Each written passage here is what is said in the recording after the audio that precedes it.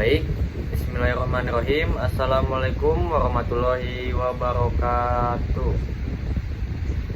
Alhamdulillahirrabbilalamin. Wabihi nasta'in wa ala umuri dunya waddin. Assalatu wassalamu asrofil anbiya wal mursalin wa ala alihi wa sahbihi ajmain. Yang pertama-tama mari kita panjatkan puja dan puji syukur kita kepada Allah Subhanahu wa taala yang telah memberikan kita nikmat iman, nikmat Islam, sehingga kita dapat berkumpul dan mengerjakan tugas pada hari ini. Kemudian yang kedua, sholawat dan salam mari kita curahkan kepada Nabi kita yang Nabi Muhammad SAW yang telah membawa kita dari zaman kebodohan hingga zaman ilmu pengetahuan hingga saat ini. Perkenalkan, nama saya Muhammad Samir Arif. Di sini saya akan mempresentasikan tugas faal yang ditugaskan oleh Bapak Dani selaku dosen pembimbing ilmu praktek faal pada semester 3 ini. Lanjut, kita masuk ke Star Body Composition ya, tentang tubuh manusia. Di sini kita akan membahas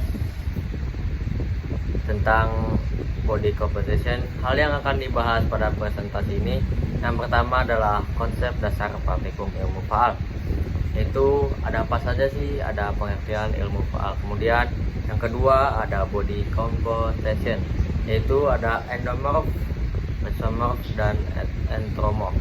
Kemudian yang ketiga adalah body fat, lemak pada tubuh manusia. Kemudian yang keempat, metode penilaian komposisi tubuh, atau bisa dibilang alat-alat apa saja sih yang bisa kita pakai untuk mengetahui komposisi tubuh. Lanjut, di sini saya akan menerangkan konsep dasar praktikum faal. Pengertian. Jadi, faal atau fisiologi adalah ilmu yang mempelajari fungsi normal tubuh manusia serta mekanisme kerja organ dan sistem organ dalam mempertahankan hemostasis atau tubuh. Jadi faal itu menjelaskan tentang pengertian tubuh pada manusia atau praktikum faal, cara mempraktekannya. Kemudian yang kedua, tujuan praktikum faal. Yaitu yang pertama, memahami cara kerja sistem tubuh manusia secara nyata. Kemudian yang kedua, melatih keterampilan dalam melakukan pengukuran fungsi fisiologis. Kemudian yang ketiga ada mengaitkan teori dengan praktik untuk memahami respon tubuh dalam kondisi normal dan tertentu, misalnya saat olahraga, puasa, dan sebagainya. Kemudian yang keempat, dapat kemampuan observasi, analisis data, dan penarikan secara ilmiah. Lanjut ke body composition. Di sini saya akan menjelaskan endomorph, mesomorph, dan ectomorph.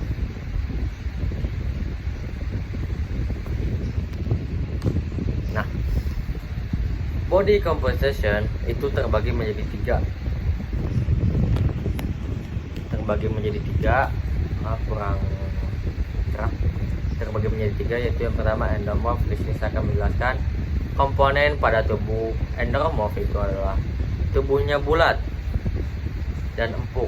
Fetus biasa disebut gendut atau gemuk. Kepalanya besar dan bulat, tulangnya pendek, mendominasi konsentrasi lemak pada perut daripada dada atau bahu, dan tidak ada lekukan pada dada. Jadi endomorph itu bagian tubuhnya itu lebih besar ke perut dibandingkan. Lanjut ke mesomorph. Karakter komponen pada tubuh sekuar otot. Jadi mesomorph itu keras, kasar, dan menonjol. Ini biasanya tubuhnya sangat bagus untuk pembentukan otot. Karakter dan dari jenis ini adalah ketebalan lengan bawah, pinggang agak ramping, dan shouldernya lebar. Kemudian ada yang ketiga ada ectomorph. Karakteristik komponen pada tubuh dominan ramping dan rapuh tulangnya, dan ototnya kecil, serta tidak ada pembesaran otot pada tubuh. Nah, itu adalah body composition yang dibagi menjadi tiga bagian, endomorph, mesomorph, dan ectomorph. Lanjut, kita masuk ke body fat.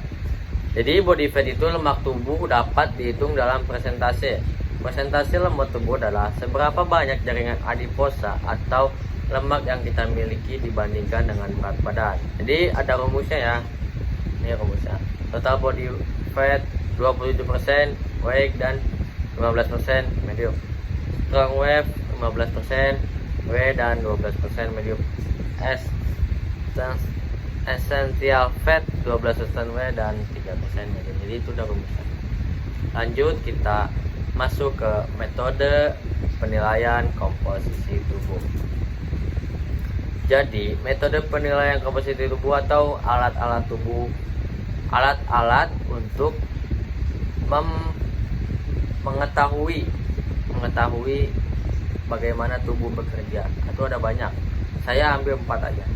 Yang pertama bioelectrical impedance analysis, kemudian yang kedua ada energi ekstra, yang ketiga ada skin fold, dan yang keempat body mass index. Kita masuk ke yang pertama. Nah, yang pertama biomedical impedance analysis atau biasa disebut dengan singkatan BIA.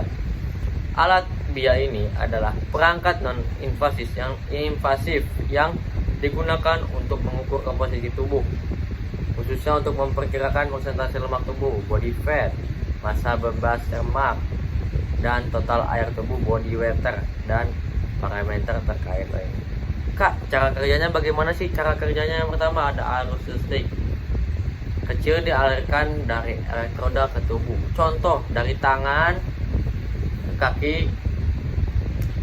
atau dari kaki ke kaki dan sebagainya, dan sebaliknya. Kemudian yang kedua adalah tegangan yang dihasilkan diukur oleh elektroda sensor di titik lain. Kemudian yang ketiga, dengan menggunakan persamaan atau model matematis dengan input tambahan seperti tinggi badan, berat badan, jenis kelamin atau usia.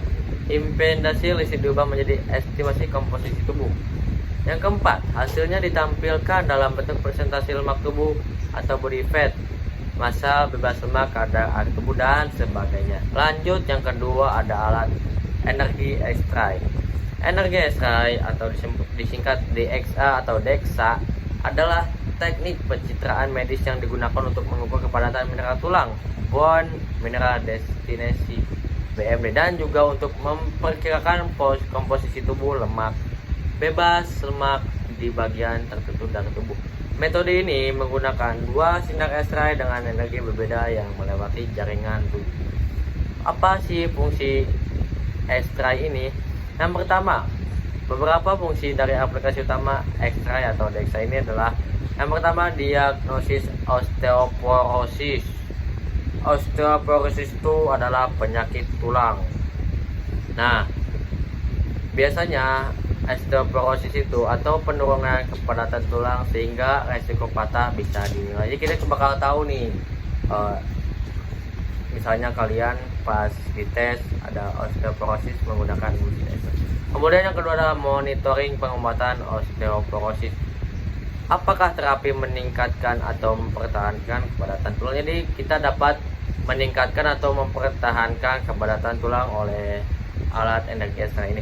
Kemudian yang ketiga adalah penilaian risiko patah tulang berdasarkan nilai BMD, dan yang keempat analisis komposisi tubuh dalam beberapa alat DXA atau DEXA dalam menghitung distribusi lemak dan massa bebas lemak di bagian tubuh.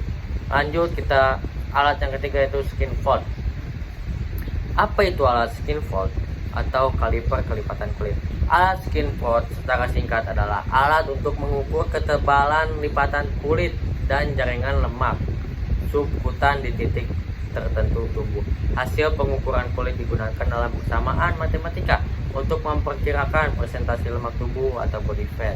Alat ini termasuk metode antropometri yang murah, portable, dan non-invasif. Jadi alat ini alat gampang yang bisa ditemukan dalam kedokteran, dan cara menggunakan juga gampang, yang namanya skin fold, untuk mengukur ketebalan lipatan kulit. Lanjut, yang terakhir itu adalah body mass index. Apa itu BMI atau body mass index? Adalah angka yang diperoleh dari perbandingan antara berat badan dan tinggi badan seseorang, yang digunakan untuk memperkirakan apakah berat badan seseorang berada pada rentang yang sehat atau lebih sehat. Kemudian yang kedua, BMI juga bukanlah pengukuran langsung lemak tubuh, melainkan indikator sederhana yang sering digunakan sebagai alat screening awal kondisi gizi atau resiko penyakit terkait berat badan. Nah, itu saja mungkin. Lanjutnya, ini daftar pusaka udah ada. Kemudian, nah, sekian, terima kasih presentasi dari saya. Kurang lebihnya mohon maaf. Wassalamualaikum warahmatullahi wabarakatuh. Dadah.